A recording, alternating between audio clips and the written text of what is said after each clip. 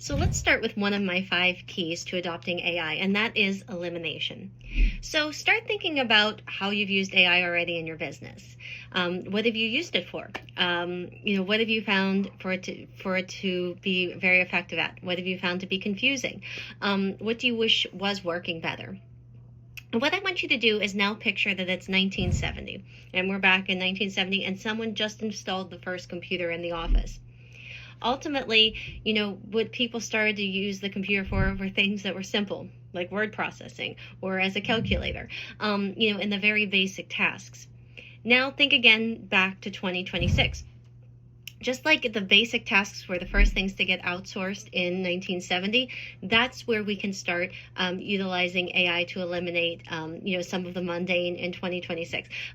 Things like, repetitive tasks, some of the more basic word processing, some of the more basic, calculator-based tasks, things like that.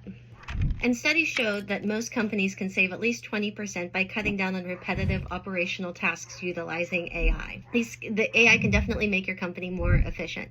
In my own company, AEK Solutions, I was paying writers, anywhere from $30 to $65 an hour to produce a plethora of blog posts for, dozens of clients that we have.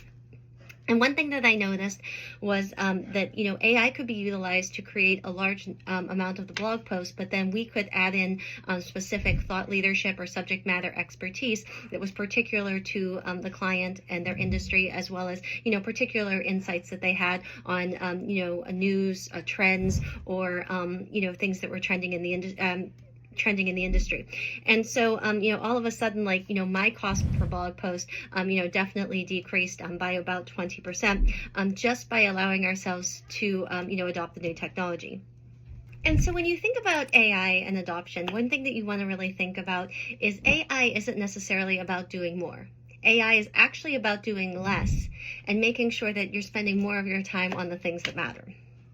There's, the Japanese concept of ikigai, which is basically, that intersection of, the things that you love to do and the things that you're good at and the things that the world needs.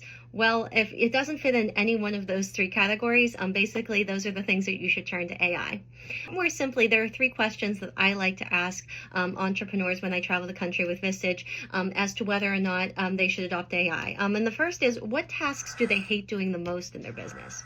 So, whether that is, expense reports, scheduling, chasing down payments, or writing the same email over and over, there's no wrong answers, but answer that question honestly. What do you hate doing the most in your business? And then secondly, where do you spend the most time that doesn't actually grow your revenue or conversely, give you energy and more pep in your step? So, think about the things that really, keep you busy but aren't moving the needle. Maybe it's, certain meetings, manual reporting, repetitive administrative reporting. Whatever it is, write it out. And then thirdly, think about what AI could actually eliminate for you this quarter. There are no wrong answers. Basically a firm like mine can basically do the research and find, what tools are available and are implementable on your timeline and your budget. There are no wrong answers. So really think about what you would love for AI to take off your plate.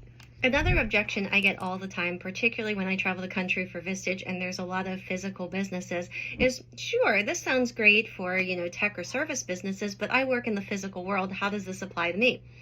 So recently I worked with a CEO of a construction company. They do about $20 million a year. And I asked him those 3 same questions. So, what exactly does he spend time doing that he does not like doing? Secondly, how could he, increase growth by freeing up resources?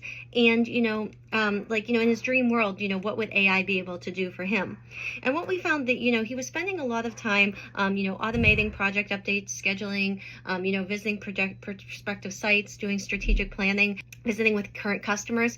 But the one thing that he was spending a lot of time doing was, messing around with billing tools.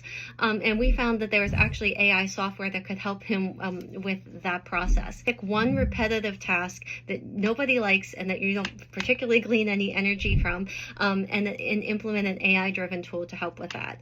And all of a sudden, the team had more time, there were fewer mistakes, and they could focus on the work that actually drives the needle forward. And that's the power of elimination whenever it comes to AI. It's not about doing more. Instead, it's about elimination and freeing up your time.